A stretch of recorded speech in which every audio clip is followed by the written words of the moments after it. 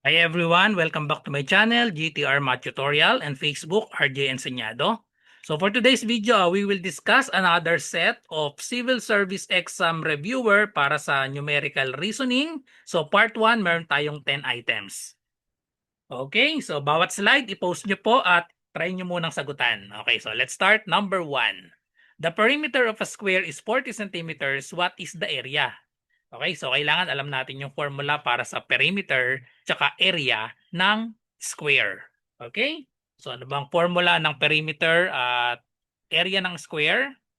So pag sinabi natin perimeter, yan yung total distance around a polygon. So dahil ito ay square, ibig sabihin ang sides nito ay pare-parehas. Okay? So pare-parehas ng sukat yung sides natin dahil ito nga ay given square.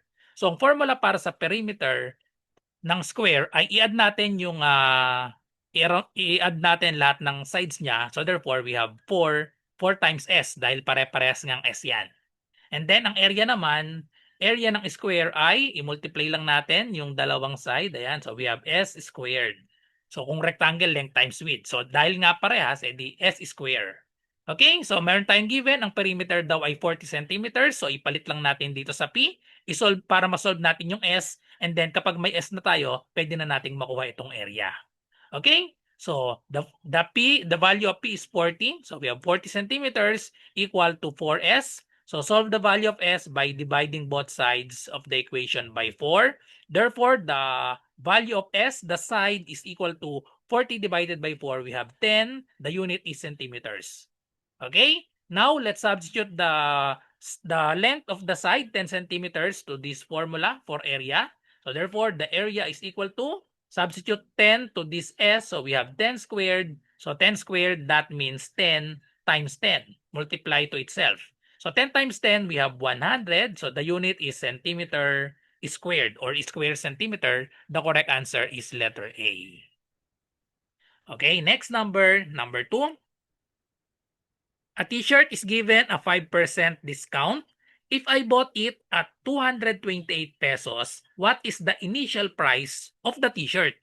So we want to find the initial price or yung original price ng t-shirt. Ibig sabihin walang discount yon.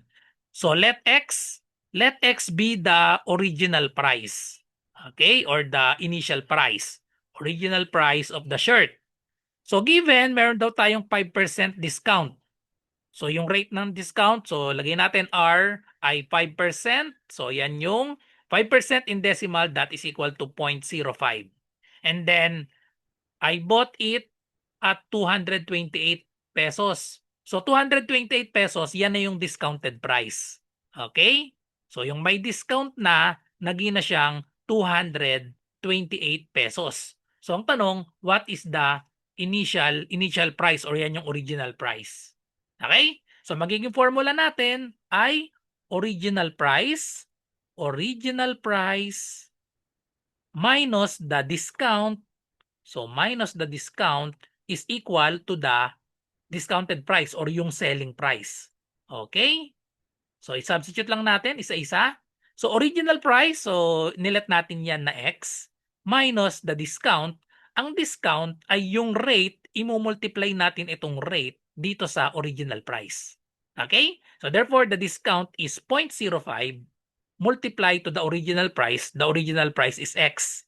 And that is now equal to the selling price, which is 228 or the discounted price. Selling price or the discounted price. So we have 228 pesos. 228.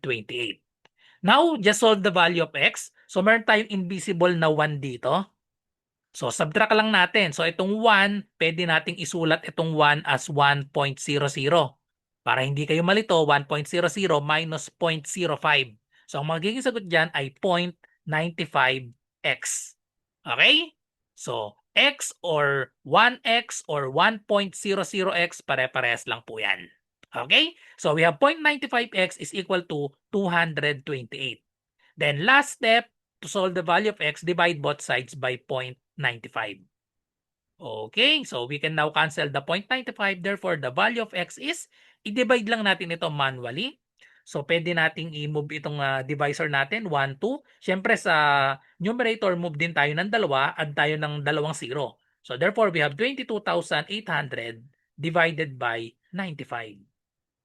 Okay? So ngayon, i-manual lang natin. 22,800. So sa civil service exam, bawal ang calculator. So i-manual lang natin. 22 divided by 95 cannot be. So kunin natin yung next. 228 divided by 95. So that is 2. 2 times 95. Kung 2 times 100, that is 200. So ito ay 95 lang. So mag-subtract tayo ng dalawang 5. So we have 190. Okay? And then subtract this. 8 minus 0. We have 8. 22 minus 19. So we have 3. Bring down 0. 380 divided by 95, that is equal to 4. 4 times 95, kung 100 ito, 4 times 100 is 400. Dahil 95, kulang ng 5. So, bawasan natin ng 4 na 5 yung 400. So, eksakto na siya, 380. Okay? So, 0 na yung remainder. May isa pang 0 dito. Itapat na lang natin. So, therefore, the correct answer is letter B. The original price is 240 pesos. Okay? So, next number. Number 3. What is the greatest common factor of 18, 27, and 54? Hinahanap natin ang greatest common factor. So, isa-isayin lang natin i-factor ito, 18, 27, and 54. So, kung mapapansin natin, itong 18, 27, at 54, lahat ito factors ng 9. Ang 18 pwedeng isulat as 9 times 2. Okay? Ang 27 ay equal yan sa 9 times 3. Ang 54 ay equal sa 9 times 6. So therefore, the greatest common factor ay lahat sila ay merong 9. So ang greatest common factor ay equal sa 9. The correct answer is letter C, 9. Next number, number 4. Find the length of the rectangle if its perimeter is 60 units and the length is twice its width. Okay, so meron tayong rectangle. I-drawing natin yung rectangle. So find the length. Hinahanap natin itong length. Find the length of the rectangle. If its perimeter. So ang given daw perimeter ng rectangle ay equal sa 60 units. And the length is twice its width.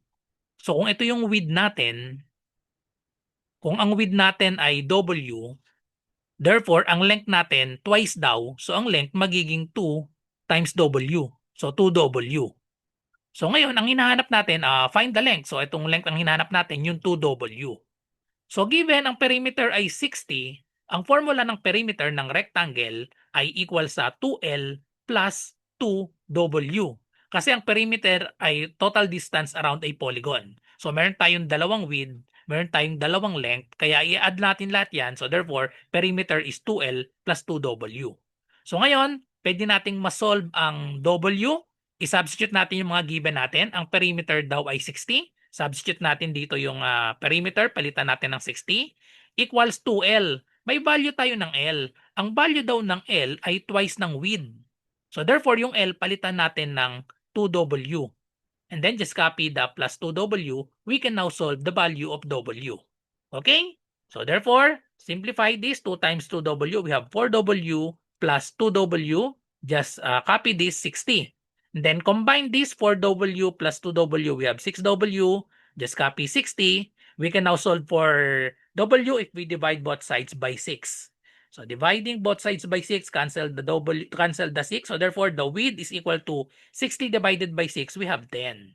So the width is equal to 10 units. So the width is 10 units. So therefore, the value of the length is 2W. So the length is 2 times 10. Therefore, the length is equal to 20 units. The correct answer is letter D. Okay, so next number, number 5. What is the least common multiple of 48, 15, and 24? So, 48, 15, and 24. So, pwede tayong mag-factor 3 para ma-factor natin isa-isa ito para makuha natin yung least common multiple. So, tandaan, pag least common multiple, mas malaki dapat sa number. So, buti na lang yung mga choices natin, malaki lahat dito. Okay, so i-factor lang natin isa-isa ang 48, 15, at 24. Kunin natin yung mga prime factors nila. So, start tayo sa 48. Kunin natin yung prime factors ng 48. Ang 48 equal yan sa, ang kunin natin yung 24 times 2 para may 24 na rin dito. Okay? So ito na rin yung magiging prime factors ng 24. So meron tayong 24 times 2 Tapos itong 24, pwede pa nating i-factor ang 24 as 8 times 3. Okay? Tapos yung 8 may factor pa. Yung 8 ay 2 times 4. And then yung 4, meron pang 2 times 2. So therefore, ang 48, ayan, bilangin lang natin. Itong mga nasa dulo natin, yan na yung prime factors. Merong 4 na 2. So ang 48 ay 4 na 2, 4 na 2, and then times 3. Okay? So ngayon, yung 15, so madali lang i-factor yung 15. Ang 15, isa lang yung factors niya, no? Or dalawa lang, no? 5 times 3 lang. Okay? So bukod sa 1 and 15. And then itong 24 ang prime factors. So kaya nilagay ko dito sa 48, 24, and 2 para yung 24, burahin lang natin ito. Okay? So ito na yung prime factors ng 24. We have tatlong 2 tsaka isang 3. Okay, so tatlong 2 at isang 3. So ngayon, ang LCM natin, yung mga common sa kanila, isang beses lang natin isusulat. Okay, so lahat sila may tigi-tigisang, ayan, so meron tayong may tigi-tigisang 3 lahat. Okay? So yung lahat sila may 3, isang beses lang natin isusulat yan. Tapos ano pa yung may common? May tatlong 2 si 24. Si 48 may tatlong 2 din. So, isang beses lang din natin isusulat yon. Imbis na 6 yung mga to dyan, so kopyahin lang natin. So, isang beses itong tatlong to dito. So, 3 times 2 times 2 times 2. And then copy the rest. Kung may natira pa, i-multiply na lang natin yung mga natira. Meron pa tayo ditong 2, tsaka may 5 pa dito. So, multiply lang natin yan, 2 times 5. So, therefore, ang LCM, i-multiply na lang natin lahat yan. So, 2 times 5, this is 10. 2 times 2, we have 4. And then 3 times 2 is 6.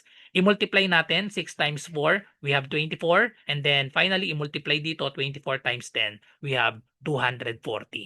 Therefore, the least common multiple is letter B, 240. Gamit ang factor 3 tsaka yung prime factors. Okay, so next, number 6. Find the area of the triangle if the base B is twice the altitude H. Okay, so ano ba ang formula ng area ng triangle? So drawing natin yung triangle. Let's say right triangle. Ito yung height, ito yung base. Ang formula sa area ng triangle ay equal sa 1/2 times base times height. 1/2 BH. So meron tayong given. Find the area of the triangle if the base, ang base daw is, ibig sabihin ng is ay equal sign, ang base is twice the altitude h. So twice, so we have 2 times h. So itong b, papalitan lang natin ng 2h. So therefore, we have 1/2 times b, ang b palitan natin ng 2h, times h. Then isimplify natin. So itong 1/2 times 2, maka-cancel out lang ito. 1/2 times 2, 1 na lang yon. So may natirang h times h. Ang h times h ay equal sa h squared. So therefore, the correct answer is letter B, h squared. Okay? So next, number 7. An apple costs 12 pesos while an orange costs 18 pesos. How much do a dozen of apples and 3/4 dozen of orange cost? Okay, so may given tayo. Ang cost daw ng apple ay 12 pesos per piece. An orange cost 18 pesos per piece din yan. So how much do dozen apples? So pag sinabing dozen apple, edi magkano daw ang 1 dozen apple? And then 3/4 dozen, 3/4 dozen of orange. Okay? So, i-multiply lang natin sa cost per piece. Okay? So, therefore, ang 1 dozen, that is 12. 12 pieces times the price of the apple, we have 12 pesos. So, 12 times 12. Plus, 3/4 dozen. So, ibig sabihin, 3/4, i-multiply natin sa dozen. Ang dozen ay 12 pieces. Then, i-multiply natin sa price ng orange, 18 pesos. Okay, i-simplify na lang natin ito. So ito pwede na nating i-multiply directly. 12 times 12, that is equal to 144. Plus, pwede tayong mag-cancellation law dito. Etong 12 tsaka 4, pwede nating ma-divide. Divide both by 3. 12 divided by 3. 12 divided by 4, sorry. 12 divided by 4 is 3. Etong 4 makakancel na. So tapos multiply natin ito. 3 times 3, that is equal to 9. And then 9, i-multiply natin sa 18. Okay, so we have 18 times 9, i-manual lang natin. 9 times 8, we have 72. 9 times 1 is 9 plus 6, or plus 7, we have 16. So therefore, we have 162. Then, i-add lang natin ito. 144 plus 162. So dito na natin ilagay sa 162 plus 144. 2 plus 4, we have 6. 6 plus 4, we have 10 carry 1. 1 plus 1 plus 1, so we have 306. So therefore, ang price ng 3/4 dozen of orange and dozen apples is equal to letter D, 306. Okay? So hindi ko pala napakita itong 12 times 12. So madali namang manual na yan. 12 times 12. 2 times 2 is 4. 2 times 1 is 2. Then 1 times 12. So we have 12 and then we have 4. 2 plus 2, 4 and then 1. Okay? So next, number 8. My brother has 3 more marbles than I have. He gave me 7 marbles. I have now 31 marbles. How many marbles does my brother originally have? Okay, so mag-let tayo ng variable dito. Let x be the number of marbles of number of my marbles. So how many marbles does my brother originally have? Okay? So how many marbles does my brother originally have? So given my brother has 3 more marbles. 3 more marbles than I have. So mas marami ng 3 yung brother. So ito muna he gave me. So ito yung me or yung me number of my marbles. So number of my marbles x. Tapos yung brother ko, so my brother has 3 more. 3 more, ibig sabihin niyan, x plus 3. Okay? X plus 3 yung marbles ng brother ko, tapos ako ay may x marbles.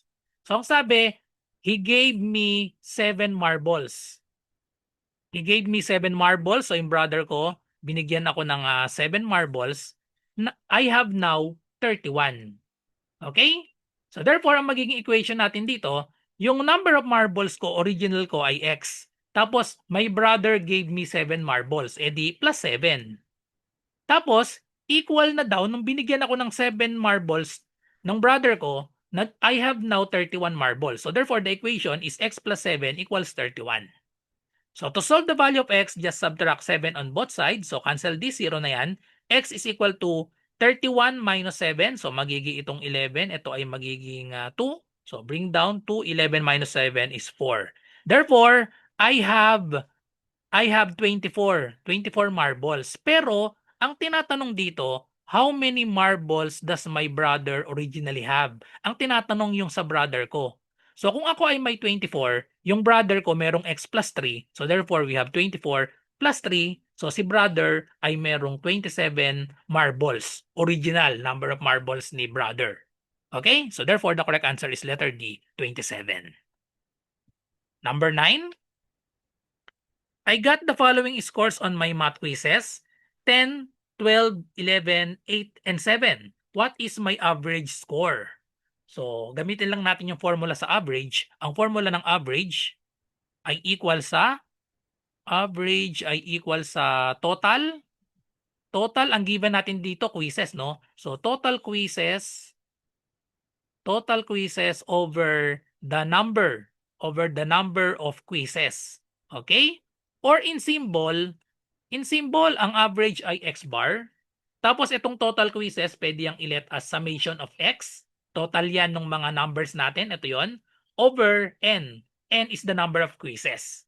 Okay, so ito yung symbol. So ito naman, parehas din yan. Average is equal to total quizzes over number of quizzes. So yung total quizzes natin, ibig sabihin, i-add natin lahat ng 5 quiz. So we have 10 plus 12 plus 11 plus 8 plus 7, i-divide natin kung ilan sila. So, 1, 2, 3, 4, 5. So, 5 quizzes.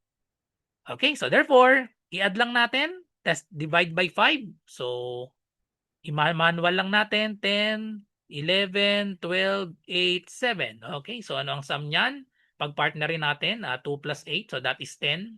And then we have 1 plus 7, 18. So therefore, 1 plus 7, 8 plus 10. So we have 18. And then we have 1, 2, 3, 4. So therefore, the sum is 48. So just divide 48 divided by 5. So divide lang natin manually. 48 divided by 5. Kailangan magdagdag ng isang decimal dito. So tapat yung decimal dito. 4 divided by 5 cannot be. So 48 divided by 5, that is 9.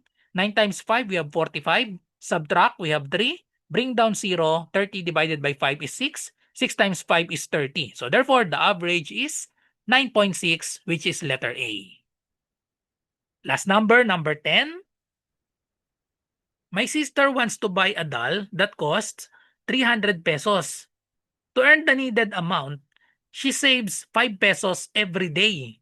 At present, she has 215 pesos. How many more days does she need to complete the said amount for the doll? So meron ng 300 pesos dapat. So wants to buy a doll that costs 300 pesos, pero meron na siyang pera na 215. To earn the needed amount, she saves 5 pesos every day. At present, she has 215 pesos. So isubtract lang natin para malaman natin 300 minus 215 magkano na lang yung kailangan niyang ipunin. So subtract lang natin ito, itong 0 magiging 10, itong 0 dito magiging 9, and then itong 3 magiging 2. Then subtract 2 minus 2 is 0, 9 minus 1 is 8, 10 minus 5 is 5. So kailangan pa niya ng 85 pesos. So gano'n niya katagal iipunin yung 85 pesos?